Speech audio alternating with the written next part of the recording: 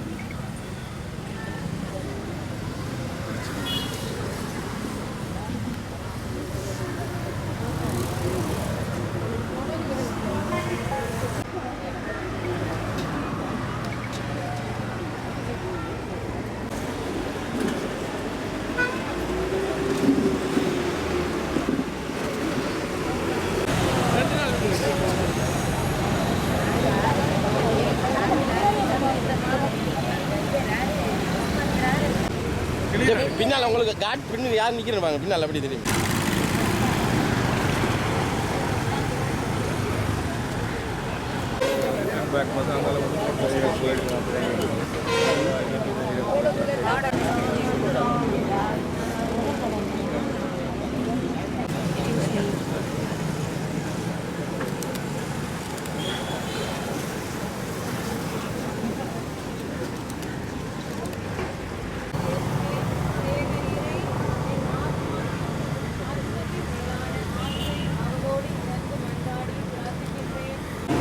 எங்களோட உயிர்நீத்த உறவுகளுக்காக நாங்கள் எங்களோட மத நம்பிக்கையின் பிரகாரம் அனுஷ்டிக்கிறதும், ரெண்டாவது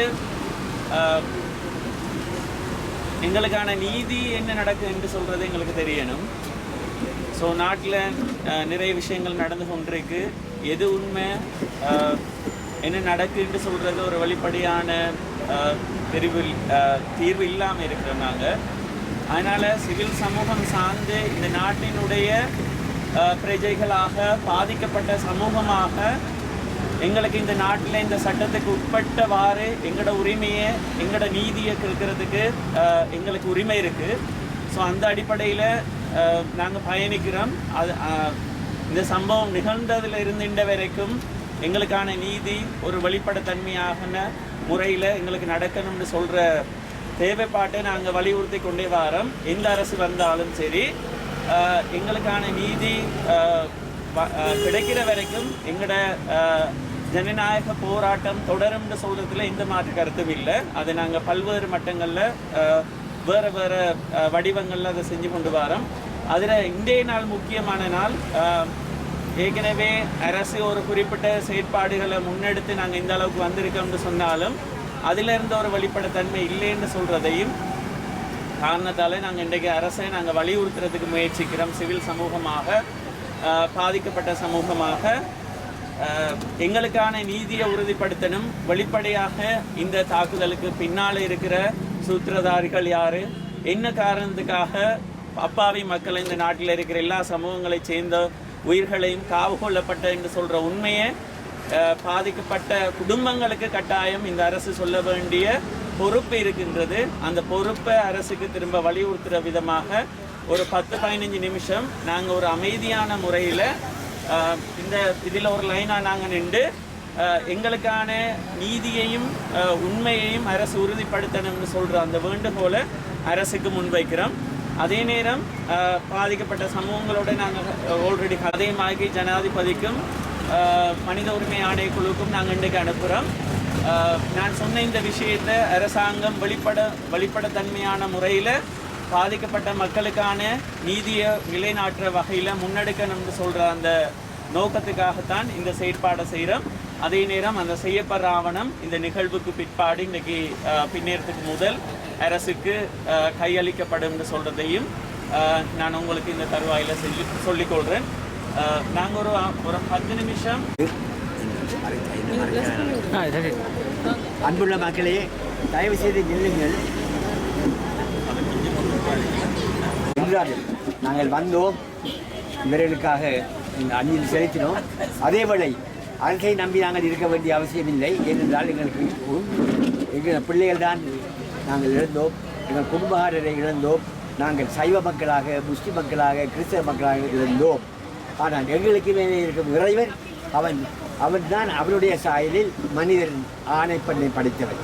கிறிஸ்தவனாக, சைவனாக, முஸ்லிமாக அப்படி வந்தாலும் ஆகவே இந்த இறைவனிடம் எங்கள் பிள்ளைகளை ஒப்பு கொடுத்து நன்றியும் சொல்லி தொடர்ந்துமாக இந்த பிள்ளைகளுக்கு அவர் அந்த பெரும் பாக்கியத்துக்கு அதை எங்களுக்கு தர வேண்டும் என்று கேட்டு மன்றாடி இந்த பாடலில் பங்கு கொள்வோம். முக்கியமான பாடுங்கள்.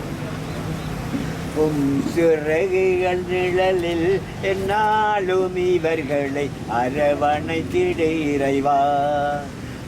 சிறகுகள் நிழலில் என்னாலும் இவர்களை அரவணைத்திடு இறைவா. பாவங்கள் சுமையாயிருந்தும் மன்னிப்பில் பனி போல் கரையும். இந்த துரோகம் செய்தவர்களை மன்னிக்க வேண்டும் எங்கள் பிள்ளைகளை தாம் ஏற்றுக்கொண்டார் என்று பாடுகிறேன். பாவங்கள் சுமையாயிருந்தும் மன்னிப்பில் பனி போல் கரையும். கருணையின் மழையில் நனைந்தாலும் ஆலயம் புனிதம் அடையும். வேண்டியவர்கள் ஆனால் நாங்கள் மாசுபடுத்தி விட்டோம், மறக்குவதற்கில்லை. இந்த மாசை இறைவன் மன்னித்து விட்டு இப்போது எங்களை ஏற்றுக்கொள்கின்றார். ஆகவே நன்றி சொல்லி பாவங்கள் சுமையாயிருந்தும் மன்னிப்பில் பனி போல் கரையும்.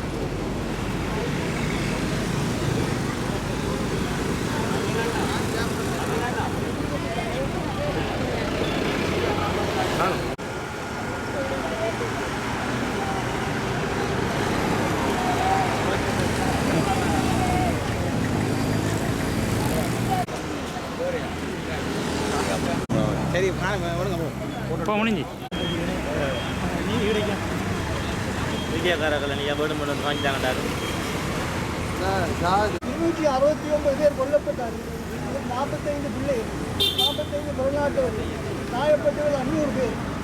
இதில் பாதிக்கப்பட்டவர்களின் குடும்பங்கள், இறந்தவர்களின் குடும்பங்கள், வாழ்க்கை இழந்து நேரில் துன்பத்தில் கண்ணீரில் ஆழ்ந்தவர்களாக எத்தனையோ பேர் இருக்கின்றார்கள். இவர்களுக்கு என்ன பதிலளித்தார் இஸ்லாமில் கூறுகின்றது. இறைவா, நீரே என் சக்தி, நீரே எமக்கு எல்லாம், நீ இன்றி நாம் இல்லை. இதனால் உம்மிடம் சென்று கேட்கின்றோம், இதற்கு ஒரு முடிவு வர வேண்டும். மக்கள் அமைதியோடு வாழ வேண்டும். உம்மால் முடியாத ஒன்றுமில்லை. இறந்தவர்கள் எவராயிருந்தாலும் அவர்கள் நீர் அரவணைக்க வேண்டும், ஆறுதல் அளிக்க வேண்டும். இதனால் துன்புற்று எல்லாம் இழந்தோடு இருக்கின்ற மக்களுக்கு நான் இருக்க பயமே என்கின்ற உண்மையை போற்றியது. நீதி நிலைநாட்டப்பட வேண்டும். இப்போது மன்னிப்பு அளிக்கப்பட வேண்டும்.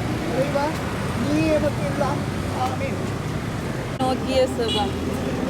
மகா மதுரம் பொருந்திய நல்ல இயேசுவே, அடியேன் தேவருடைய சமூகத்தில் முழந்தால் படியிட்டு சாஷ்டாங்கமாக விழுந்து என் கைகளையும் கால்களையும் குலைத்தார்கள், என் எலும்பெல்லாம் எண்ணினார்கள் என்று தேவரீரை பற்றி முன்னர் தாவீது என்கின்ற தீர்க்கதரிசி மது திருவாயின் வாக்கியமாக வசனித்ததை என் கண் முன்பாக கண்டு தேவருடைய 5 என்ற புண்ணியங்களையும் என் அக்கிரமங்களின் மேல் மெய்யான மனஸ்தாபத்தையும் அவைகளை திருத்த வெற்றி உறுதியான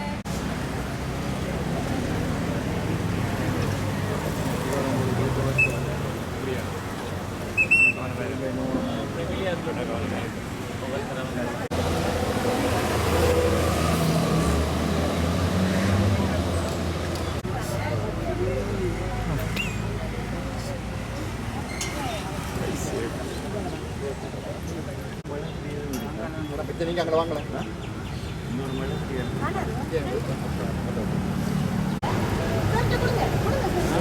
அடே இது இல்லை நான் மற்ற